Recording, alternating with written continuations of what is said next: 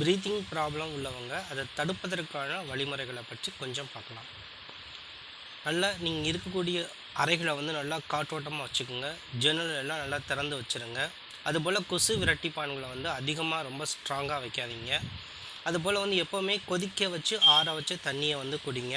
உங்களை வீட்டில் இருக்கக்கூடிய ரெஃப்ரிஜிரேட்டர் இருக்கக்கூடிய திங்ஸை வந்து உண்பதை வந்து அவாய்ட் பண்ணுங்கள்.